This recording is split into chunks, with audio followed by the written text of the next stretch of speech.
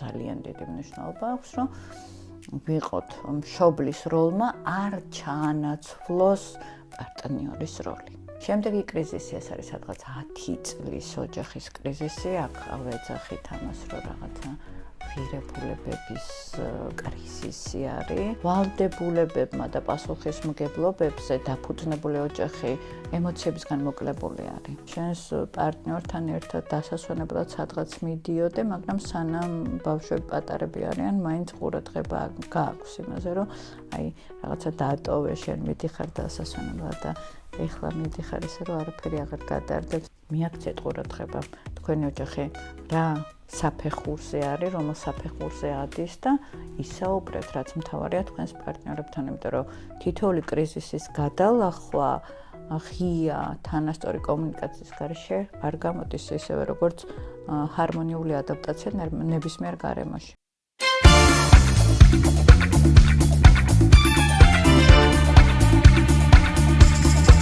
მოგესალმებით, თქვენ უყურებთ გადაცემას ჯანმრთელობა და არა მხოლოდ ნინი ჭაჭიასთან ერთად. მე მისი თანაწამყვანი ნათია გაფრინდაშვილი ვარ. სანამ უშუალო თემაზე გადავალთ, მინდა რომ მოგიწოდოთ და ლაიქოთ ეს ვიდეო და გამოიწეროთ ჩვენი არხი, რადგან ეს ჩვენთვის დამატებითი мотиваციაა, რომ კიდევ უფრო მეტი საინტერესო თემებზე ვისაუბროთ და თქვენთვის საინტერესო კონტენტი შევქმნათ. დღევანდელი ჩვენი სასაუბრო თემა არის ოჯახური პრობლემების ეტაპები, ხო, ესე დავაკვირდით. კრიზისების ეტაპები წყვილების ურთიერთობაში. ხო. რომელიც რაღაცა კონკრეტული პერიოდებით შემოიფარგლება, ხო, როგორც ვიცი. იცი რა არის, ჩვენ ძალიან ბევრი გვაქვს ჩაწერილი ზოგადად წყვილების ჰარმონიულ ურთიერთობაზე. წყვილების თერაპიაზე, მაგრამ გამოგვრჩა ის, რომ როდესაც ოჯახები იქმნება, არსებობს რაღაცა კრიზისული ეტაპები, ხო, ეს განვითარების სტადიები, როგორც ბავშვს აქვს განვითარების სტადიები, ოჯახსაც აქვს განვითარების სტადიები და ამ სტადიებზე ესე არ გვისაუბრია, ყურადღება არ გაგვიმახვილება და ვფიქრობ, საინტერესო იქნება ამ მიმართულებითაც რაღაცა პატარ-პატარა რეკომენდაციები რო გავაკეთეთ და მინიმუმ გავამახვილოთ ყურადღება, რომ რაღაცები რო იძაბება ოჯახში თუნდაც, ხო, ან დისკომფორტს განვიცდით, ხო არ არის ეს ნიშანი იმისა, რომ რაღაცა ჩვენი ოჯახი რაღაც განვითარების ახალ ეტაპზე ადის. დავიწყოთ თავიდან. ალბათ პირველი ეტაპი არის პირველი წელი შეგუების წელი? ადაპტაციის წელს ვეძახით, ხო, იმიტომ რომ შეყვარებულობის პერიოდი, ხო, უფრო რაღაცა ისეთი არის იდეალისტური ხედვები, არის წარმოსახვები, არის რაღაცა ისეთი ქცევების შესწავლა, მაქსიმალური მოლოდინები, რაღაცა რომანტიზება ხდება ხოლმე ურთიერთობის. და პირველი 2 წელი არის ადაპტაციის წელს, ადაპტაციის პერიოდს ვეძახით, როდესაც ეს მოლოდინების ესეთი გრაუნდინგი ხდება, დამიწება ხდება. ხო, როდესაც ჩვენ უკვე რეალურად რეალობაში გვიწევს ჩვენს პარტნიორთან ურთიერთობა, ყოველდღიურ რუტინაში გადადის ეს ურთიერთობები და ამ შემთხვევაში ძალიან დიდი მნიშვნელობა ენიჭება იმას, რომ ვისწავლოთ ჩვენი მოლოდინების, მოთხოვნილებების და სურვილების გახმოვანება პარტნიორთან. მე მესიჯით ამაზე ხა ყურადღებას არ გავამახვილებ. პირველი 2 წელი ეს არის ადაპტაციის წელი, როდესაც ჩვენ ვსწავლობთ ჩვენს პარტნიორთან ყოველდღიურ თანაცხოვრებას. ამიტომ რაღაცა თავიდან ხო მე ხშირად ვიმეორებ, რომ ყველაფერი ახალი თავისთავად სტრესული ხასიათის არის. ამიტომ თავიდან თუ ცოტა დაძაბულობა გვაქვს ან უხერხულობა გვაქვს, ამაზე უნდა დავფიქრდეთ, რომ ეს უხერხულობა წარმოქმნილია, იმიტომ რომ რაღაცა ახალი არის და ჯერ არ ვართ, ასე ვთქვათ, თავისუფლად, როგორც თევზი წყალში არ უგრძნობთ ამ გარემოში თავს აქედან, თუ არის რაღაცა, რაც ბარიერი ან გამოწვევა, რომელიც განსახილველი მაქვს პარტნიორთან, რომ რაღაცა მძაბავს. ამიტომ იმისთვის, რომ ჩვენ შევძლოთ მაქსიმალურად მარტივად ადაპტაცია და ჩვენმა ოჯახმა საფუძველი ჩაუყაროს ჰარმონიულ, წარმატებულ და ესეთ უსასრულო, სასიყვარულო ურთიერთობას, აქ პირველ ეტაპზე მნიშვნელოვანი არის ვისწავლოთ ჩვენი მოლოდინების საერთო ხედვის შექმნა არის, ხო? ანუ მანამდე მე ჩემი ხედვა მაქვს ჩემს პარტნიორთან ერთად რა ცხოვრება მინდა რომ ავაშენო, ჩემ პარტნიორს თავის ცხოვრება აქვს და აი ამ პირველ წელიწადს ხო ეს ორი ხედვა უნდა ერთიანი გახდეს ხო რაღაცა ერთად წარმოვიდგინოთ რომ ამას ვაკეთებთ, იმას ვაკეთებთ, ამას ვაშენებთ და ასე შემდეგ. ეს არის პირველი ეტაპი. პირველი 2 წელი. ხო. და შემდეგ გადადის უკვე უფრო ხანგრძლივ თემებზე, ხო, მაგალითად მე არის 3-დან 5 წელი. 3-დან 5 ხო, აქაც 3-დან 5 წლამდე იმიტომ გამოვყოფთ ხოლმე, თუმცა ზოგჯერ არის რომ ეს პირველი 2 წელი და 3-5 წლის კრიზისი ერთმანეთს გადაედება ხოლმე, თუ ხდება ძალიან სწრაფად. ხო, აი ეგ უნდა მეკითხა, სანამ გადავხვალ თემაზე, რომ ანუ რეალურად შეიძლება ეს 1-2 წელი იყოს პირობითი თქო, რომ ანუ შეიძლება ვიღაცასთან ეს 2 წელი რაღაც 3 წელი ან პირიქით 6 თვეში გადიოდეს ეს 2 წლის. ხო, ანუ მე ამიტომაც ვამბობ, პირველი არის მოდი ასე ვთქვათ, მოლოდინების გაერთიანების და ხედვების ერთიანობის და ღია კომუნიკაციის სწავლების პერიოდი. მერე არის ძირითადად ესე განვითარებულ ქვეყნებში 3-დან 5 წელი არის ხოლმე ოჯახის შექმნიდან, იმიტომ რომ აქ უკვე ბავშვებიც არიან. ბავშვი ან ბავშვები ძირითადად, როდესაც ახალი როლების გადანაწილებაც ხდება, ხო, როდესაც მესამე ჩნდება წყვილის ურთიერთობაში, ყურადღება აკლდება, ხო, რაღაცა ერთიანი დროის გადანაწილება ხდება ყველაფერზე და ამ მიმართულებით შეიძლება რაღაცა ნოსტალგიური თემები იყოს, გახიზიანების თემები იყოს, აქ ძალიან დიდი მნიშვნელობა ენიჭება იმას, რომ წყვილებმა გაიაზრონ, რომ კი ბავშვი ძალიან მნიშვნელოვანია, მათი სიყვარულის ობიექტია, მაგრამ ერთმანეთისთვის რაღაცა გარკვეული სულ მცირედ რომ მაინც შეიძლება რომ გამოიყოს, რომ აი ეს პერიოდი მარტივად დაიძლეს, იმიტომ რომ ამ დროს ყველაზე მოწყვლადები ვხდებით ხოლმე თითქოს რაღაცა ყველა მთელი ყურადღება გადადის ჩვენი სიყვარულის ობიექტზე და ჩვენ ვხდებით თითქოს მეორე ხარისხოვნები და ეს სერიოზულ დისკომფორტს იწვევს ხოლმე, ამიტომ ძალიან დიდი მნიშვნელობა აქვს, რომ ვიყოთ მშობლის როლმა არ ჩაანაცვლოს პარტნიორის როლი. ეს არის. მერე არის 7 წელი. უკვე 7 წელი ეს შვილები წამოიზარდნენ, შვილი წამოიზარდა. მერე უკვე აი რუტინის წელს ვეძახით ამას და შეჩვევის კრიზისი არის.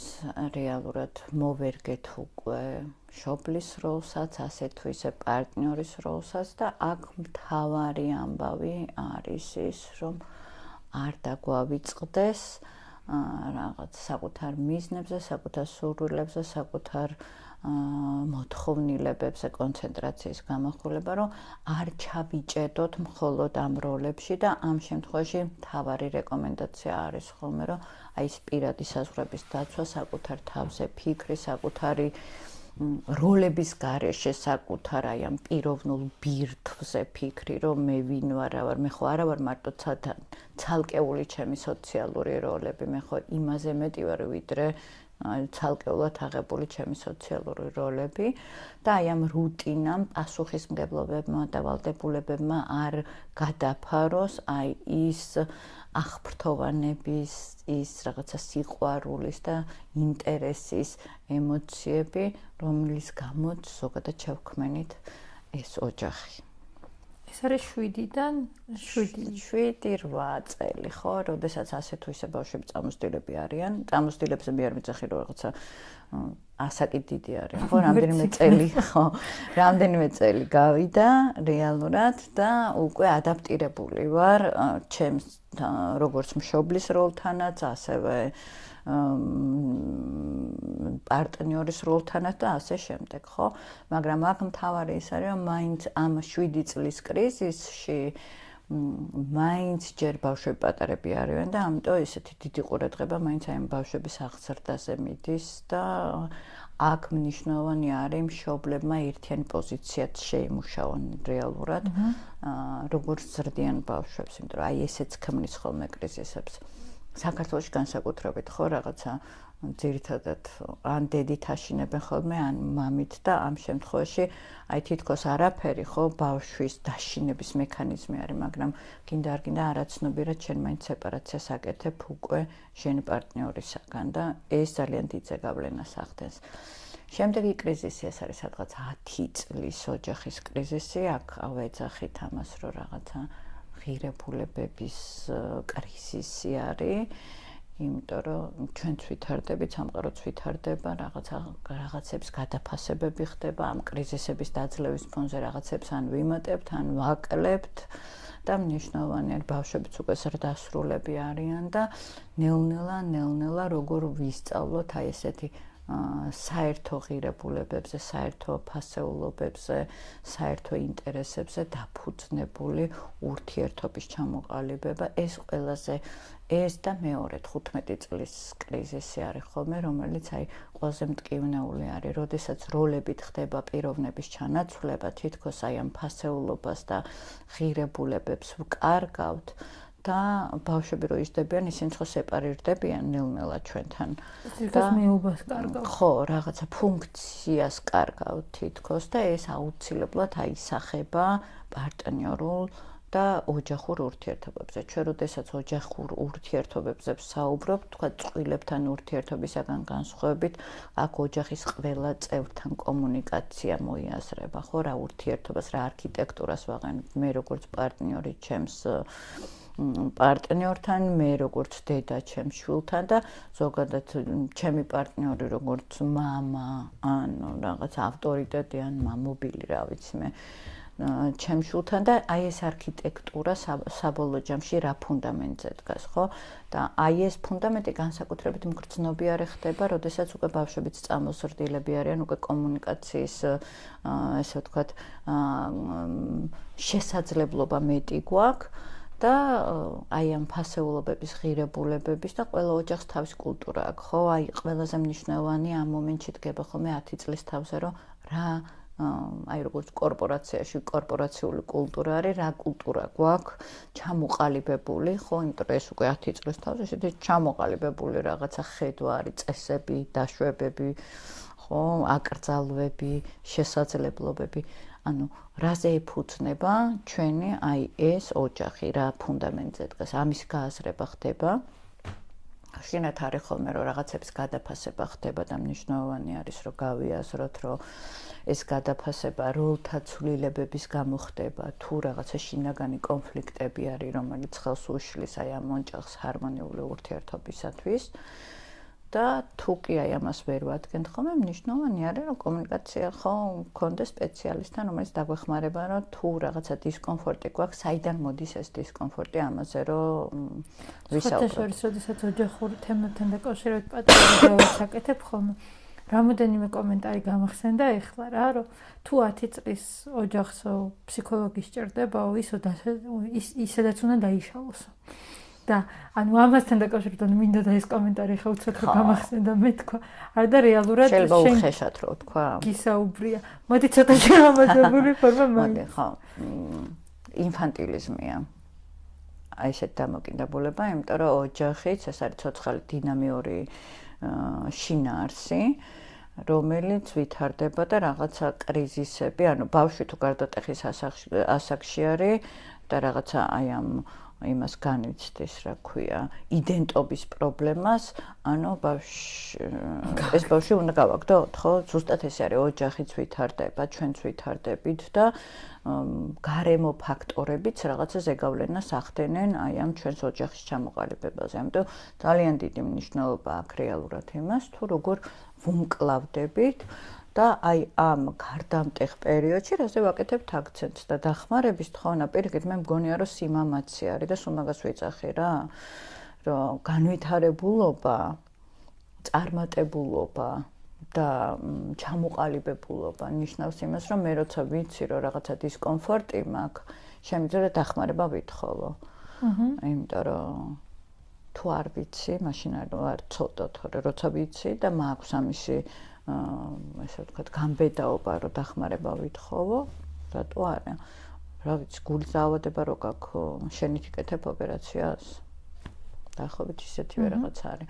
ამიტომ ეს უმნიშვნელოვანესი ის არის, როდესაც ესე იგი აი ეს სადღაც 10 წლის თავზე, მოდი ესე ვთქვათ 10-დან 15 წლამდე, აი ამ პერიოდში, როდესაც ჩვენი ოჯახი სიყვარულის ობიექტი ან ობიექტებიც უკვე წამოზრდილები არიან, ესეთი დამოუკიდებელი პიროვნებები ხდებიან, უკვე თავიანთი სურვილები აქვთ, ხედვები აქვთ, მოთხოვნილებები აქვთ, კომუნიკაციის ფორმები აქვთ და აი ამ მიმართულებით ვთქვათ, როგორ ვალაგებთ აი ამ ურთიერთობებს, რა ფასეულობებზე, რა ინტერესებზე, რა ემოციებზე დგას, იმიტომ რომ სამწუხაროდ, როდესაც ესეთ კომენტარებს წერენ, მე შეიძლება ვცდები, მაგრამ მე რატომღაც ესეთი განცდა მიჩნდება, რომ ისინი რაღაცა ვალდებულებებით უყურებენ აი ამ თავის ოჯახს და ვალდებულებებმა და პასუხისმგებლობებზე დაფუძნებული ოჯახი ემოციებისგან მოკლებული არის. ანუ რეალურად შენ ხარ ოჯახის ტყვე.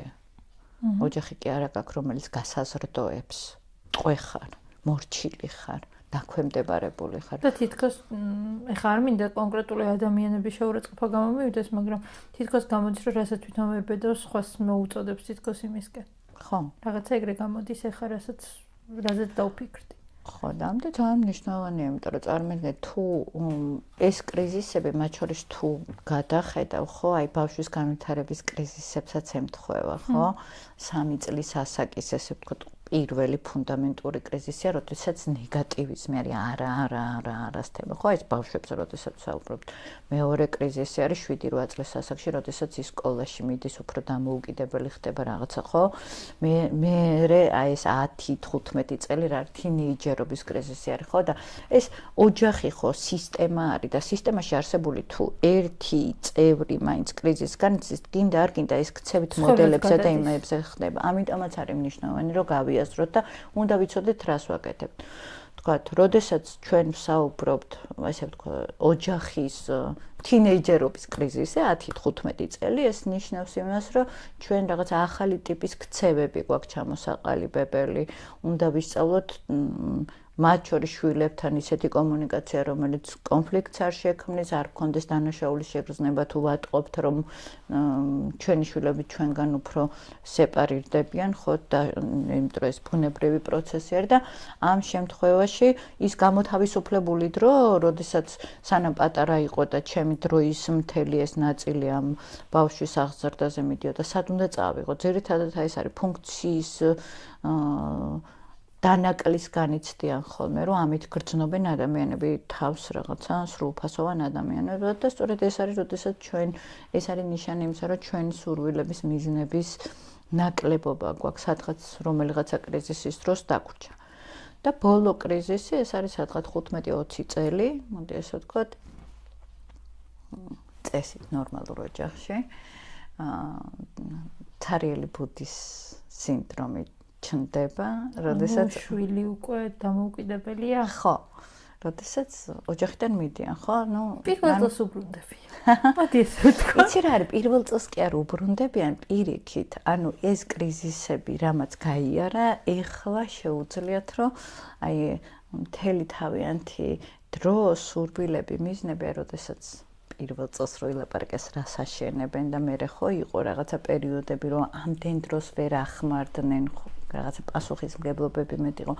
აქ უკვე ნაკლები პასუხისმგებლობები ჩდება და უფრო მეტი ინტერესები ჩნდება, მეტი რაღაცა შეჭიდულობის გადაფასება ხდება და სწორედ აქ არის მნიშვნელოვანი, რომ თუ ამ კრიზისების დროს ჩვენ დავკარგეთ ჩვენს პარტნიორთან ინტერესი, ემოციური მიჯაჭვულობა და აქამდე ჩვენი პარტნიორი ჭალებში მოვათრიეთ ვალდებულებებით და ეხლა უკვე ფუნქცია აღარ აქვს, ხო, რომ სამართავი არავინ არ არის, რაღაც ბავშვები დამოუკიდებლები ხდებიან, რაღაცა, ნუ განვითარებულ ქვეყნებში ცალკეც გადადიან საცხოვრებლად, ხო? მაგრამ რომც არ გადადიოდნენ, მაინც ესეთი ცარიელი ბუდი არის იმ ხრივ, რომ ხელი სად მიდიხარ, წესით თუ პოზიტიურ მშობლობაზე ვსაუბრობთ, ანუ ადამიანი ჩვენი შვილი უკვე დამოუკიდებელი ადამიანი ხდება და რჩება დრო ჩემი და ჩემი პარტნიორის და აი ამ დროს რას ვეშვებით? ეს არის მთავარი კრიზისი, მათ შორის ხშირად ეს ემთხვევა შუახნის კრიზისს ადამიანის ცხოვრების, ხო? როდესაც ეგზისტენციალიზმის პრობლემებიც დგება ხოლმე და თუ არ ვიცით ამ კრიზისების შესახებ, რომ ის შეიძლება არსებობდეს, ძალიან რთული ხდება ხოლმე ამ კრიზისის გადალახვა.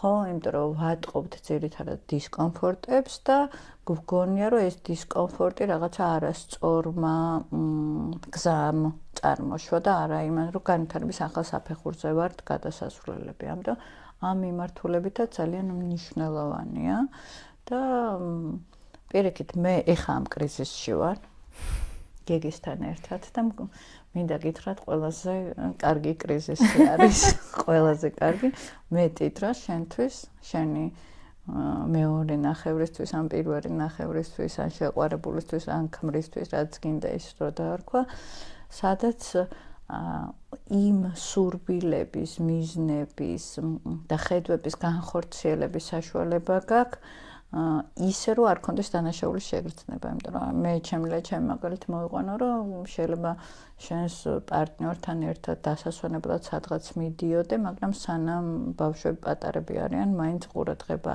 გააქვს იმაზე, რომ აი რაღაცა დაატოვე, შენ მიდიხარ დასასვენებლად და ეხლა მიდიხარ ესე რომ არაფერი აღარ გადარდებს და მთლიანად შეიძლება აი ამ შენი სურვილების ასრულების სივრცეში, ასე ვთქვათ, ჩაიღვარო და ჩაყოითო ისე რომ არანაირი დანაშაულის შეგრძნება არ მოდის. ამიტომ ეს კრიზისები მნიშვნელოვნად გასათვალისწინებელი არის. ამერიკაში მაგალითად წინასწარ ემზადებიან ხოლმე. იქ სკრინინგები ხო არის ზოგადად ჯანმრთელობის სკრინინგებიც, ახლა ძალიან ბევრი წყვილი არის, რომელიც მოდის და გეუბნება რომ იცი რა არის, აი უკვე აი ეს ეტაპი გადავლახეთ და იმისთვის რომ რაღაც ახალ ეტაპზე ავიდეთ, ვთქვათ, რაზე გავამახვილოთ ყურადღება და კონსულტაციებს იღებენ, როგორ მოვემზადოთ ახალი კრიზისისთვის. ისევე როგორც წესით ყველა თინეიჯერის მშობელი უნდა გადიოდეს კონსულტაციას სპეციალისტთან, რომ როგორ შეუწყოს მის თინეიჯერს ხელშემწყობი გარემო რო შეუქმნოს, რომ კრიზისი მარტივად დაძლევს, ზუსტად ესეთი დამოკიდებულება არის განვითარებულ ქვეყნებში, რომ ისინი ოჯახებს უფრთხილდებიან ძალიან და ეს ოჯახები არ არის ვალდებულებების პასუხისმგებლობების რაღაცა ერთმანეთზე შეტენვა, ხო? ეს რაღაცა სინერგიული თემაა. ზუსტად იმ თემაზე, რაზეც კომენტარის გაკეთება მინდა და რომ რეალურად გამოდის ზუსტად ის, რომ თუნდაც ის ოჯახის გადაწყვეტილება არ არის სპონტანურად მიღებული გადაწყვეტილება და მაგიტომ უყურებენ ისე სერიოზულად ამ ეტაპებსაც და საფეხურებსაც. ზოგადად. ჩვენ საზოგადოებაში თითქოს ოჯახის გადაწყვეტილება არ არის გააზრებულად მიღებული გადაწყვეტილება. ვერ ვიტყვით ესეც რა, იცი რატო გეუბნები, რომ რა კი ბოლოხანები უკვე წყვილების თერაპია ნელ-ნელა ხდება აქტუალური და ეს თერაპია უკვე არ მოიცავს მხოლოდ დამანგრეველი ურთიერთობების გამო მიმართვიანობას, ხო, რაღაცები იცვლება, სამყარო ვითარდება, ჩვენი საზოგადოებაც ხო აი ამ ინტერნეტმა ძალიან ბევრი მოგცვა მაგ მხრივ ცოდნის დონეზე, გააზრების დონეზე.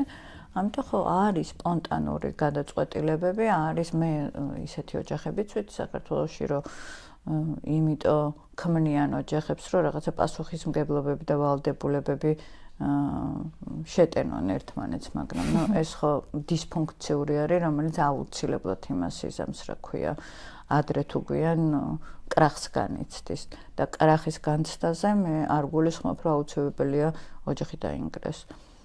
ფორმალური ოჯახის ქონაც ძალიან მტკივნეული არის და ჩვენი ცხოვრების ხარისხზე ძალიან ცუდად მოქმედებს, ამიტომ ამ კრიზისების გათვალისწინება და თუნდაც მე ჩემი მოტივი რაც იყო რომ გვესაუბრა ამ კრიზისებზე ბევრ ადამიანს შეიძლება დაეხმაროს იმაში რომ გაიაზრონ რაზე გაამახვილონ ყურადღება, იმიტომ რომ ყოველდღიურად ჩვენ ძალიან ბევრ ინფორმაციას ვიღებთ და ბევრ გამოწვევას ვპასუხობთ და ხშირად ვამბობ ხოლმე შინაურ მღვდელს შენდობა არ აქვს და ზუსტად ესე ვექცევით ხოლმე ჩვენს ცხოვრებას და ამ დროს თუ ჩვენ დისკომფორტი გვაქვს, ბევრად მეტი ენერგიის დახარჯვა გვიწევს აი იმ ყოველდღიურ რუტინულ აქტივობებზე, ვიდრე ისე შეგვიძლია დავხარჯოთ თუ გაღიზიანება ნაკლები გვაქვს და სტრესი ნაკლები გვაქვს. ამიტომ მიაქცეთ ყურადღება თქვენი ოჯახი რა საფეხურზე არის, რომელ საფეხურზე ადის და ისაუბრეთ, რაც მთავარია თქვენს პარტნიორებთან, იმიტომ რომ თითოეული კრიზისის გადალახვა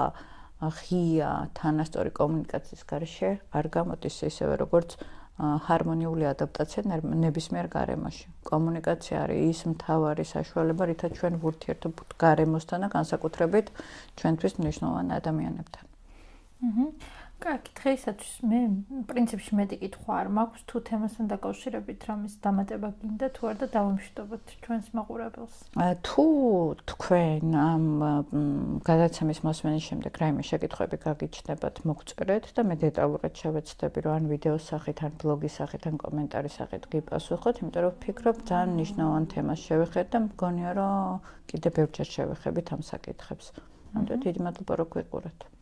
მოგიწოდებთ, რომ კიდევ ერთხელ მოგიწოდებთ, რომ გამოიწეროთ არხი და ალაიქოთ ეს ვიდეო და ჩვენ ყოველ ხუთშაბათს საღამოს 9 საათზე თბილისის დროით, რა თქმა უნდა, შევხვდებით დარიო რადიოსა და ნინი ჭაჭიას YouTube არხებზე დროებით.